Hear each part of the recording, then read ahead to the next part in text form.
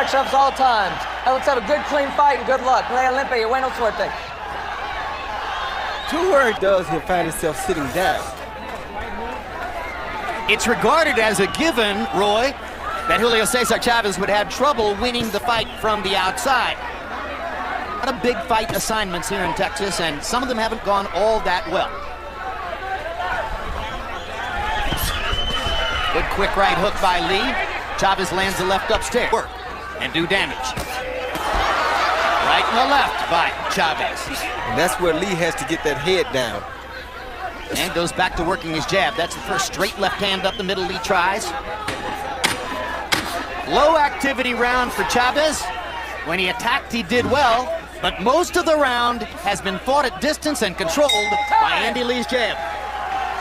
Here you see Chavez Jr. use his dad's old trick and step up and feint the right hand and come with the left hook and boom, right on the chin. What a great shot by Chavez Jr. His best punch of the round by far.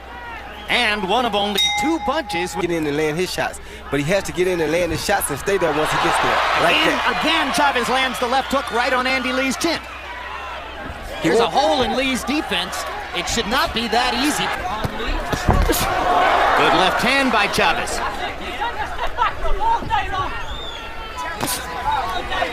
Now Lee pops Chavez with the jab. Inside, trying to change that defect in his armor. Chavez wins to go.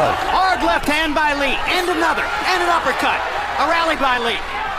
Good left hand by Lee.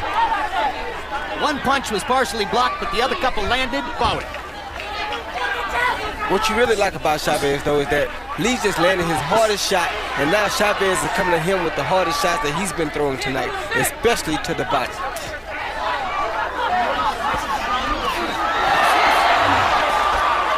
He's allowing Chavez to just walk in. He can't beat him like that. Here you see the best punch that Andy Lee has landed tonight. Second round was closer than the first. It's still a fight between the activity of Lee and some very good shots from him and the harder shots that Chavez has been able to land stepping up inside. It's women coming in here with no men. They have clearly gone and bought the tickets themselves. Well, that was an absolutely beautiful night. Yes, it was. And it was the height of De La Hoya's career, of course. Good right hand by Chavez Jr. right. The one thing we got to watch for here, though, is that Lee faded a little bit in the McEwen fight, in the middle parts of the fight. He cannot fade in the middle part of this fight because Chavez is only going to get stronger. Shots from Chavez. Crowd wakes up for that. Now Chavez taking over the action as he hammers to the body again.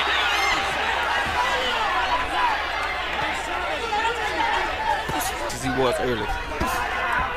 See, if he right hook for Lee, Chavez, 2 shots to the body. Exactly. If Lee would use that jab as a stabbing pole to measure his left hand and make a good enough hand come down the pipe, then Chavez always gets weak in the middle of the fight, then he comes back.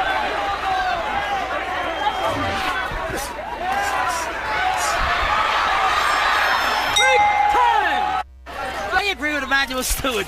I got a 2-1 Andy Lee, 29 to 28. Jim, Andy Lee boxed beautifully rounds 1 and 2. Julio really didn't throw enough punches. Andy just outworked him. Emmanuel, but you do slightly disagree. It was the second round that Emmanuel thought Chavez had won. So now we're well into round 4. And listen to Emmanuel Stewart as he calls instructions into Andy Lee. Right back to him right there. He's getting tired, Andy. There you go. Stop! No. Come back. Go. Box. Lawrence Cole tells Andy Lee to keep his punches up. Hard right hand by Chavez. Good quick shot. Lee wasn't ready for it. Get your jab back. Uppercut by Lee. What a chin Chavez has. Took it, absorbed it, rallied back with 5 or 6 shots. He landed. That's Andy Lee's best punch. Misses with that right hook. They are testing each other. Hard right hand by Chavez. And another. Andy Lee's chin stands up too. Early in the round, Chavez pivots around with a right hand. Andy wasn't ready for it. Bam, right on the chin, right in the mouthpiece, you should say.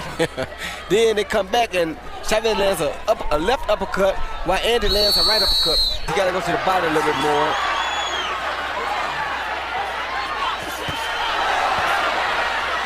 This is the bravado. Chavez, and that one hurt Lee. And Lee is falling for what Chavez wants him to do, which is fall into a puncher's fight. That's not what he should be into. That's what he needs to do. Yeah. That'll put him back into the round.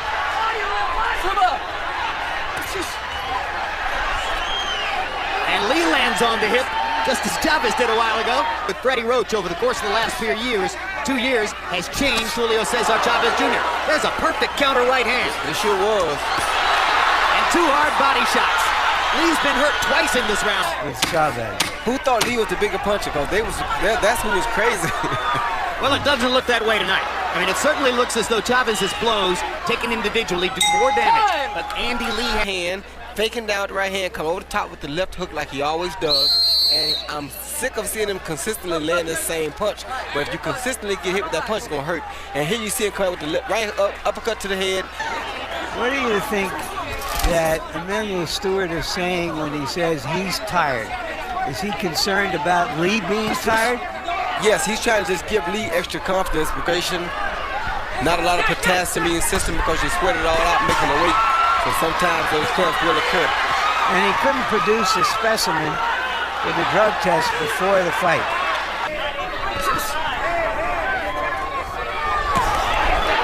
more and more. Julio Cesar Chavez looks like a middleweight Mack truck. He seems to be more and more Chavez walks right through it. Good body shot by Lee. Lee's punches are just straight left him now.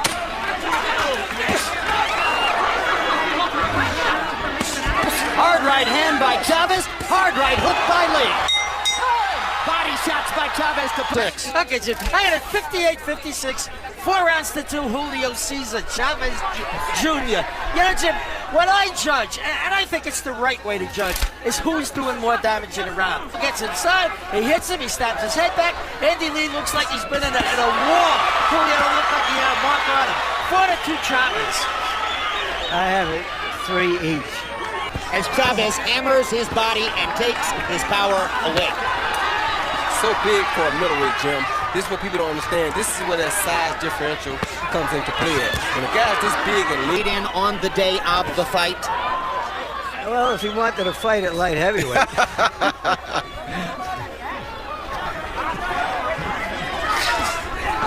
Chavez is just walking through it, pounding Lee to the body, hammering him against the ropes in the corner. There he is. He's out. He's got a knockout coming.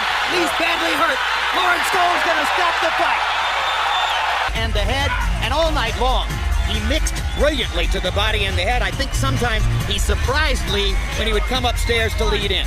Yeah, it's almost hereditary, you know. It looks so much like the... By Julio Cesar Chavez, back at the beginning of his career, Roy, the notion that he could rise to the point where he could go in and take the measure of a former Olympic star, a guy with the pedigree of Lee. Went off with headshots.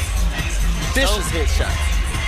En route to the 7th round TKO, Chavez landed 31 of 54 punches in the round. Lee was 10 of 47. There was a growing gap. Freddie Roach is polishing a diamond. Let's go to Michael Bumper for the official particulars on the TKO. How to stop champion of the world, de Culiacán, Sinaloa, Mexico, Julio Cesar. Almost matching Lee in total punches because of the furious burst down the stretch of the fight in rounds 6 and 7. He was simply amazing. Lee throwing nearly 200 more punches, landing 47% of his power shots. He mixed them brilliantly upstairs and downstairs. This was not just a body punching display. Andy Lee had a pretty decent night in the power punch category, but they were less and less powerful as... Empecé a estudiarlo. Primero quería ver su pegada, qué podía hacerme. Vi que no tenía nada y me lancé a frente sobre él. I started to study him. I wanted to see if he had any power. I saw he didn't have anything. He's got a chin that you have to beat him some other way. And he's a big middleweight.